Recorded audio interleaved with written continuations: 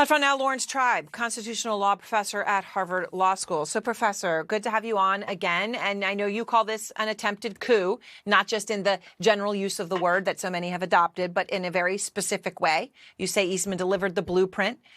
So tell me why you now feel so confident that that is exactly the word which describes exactly what it was he was trying to do, and that that was Trump's intention.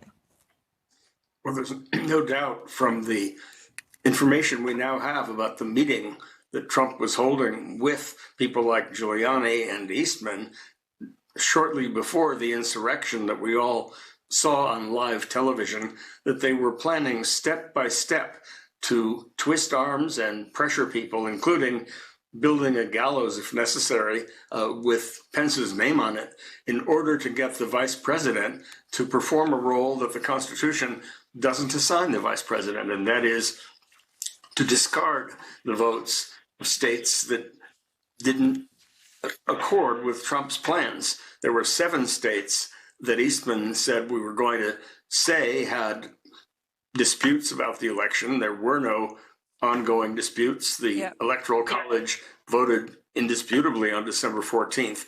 It was a long simmering plan carried out in great detail.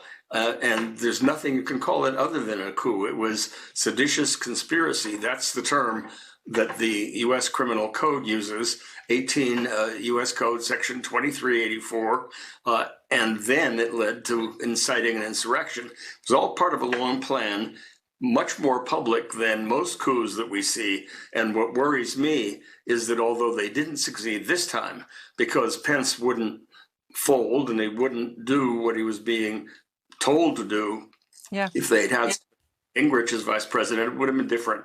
Next time around, we'll have Kamala Harris. She's obviously not going to help Trump steal the election, but they have another backup plan, and they've made it clear what it is.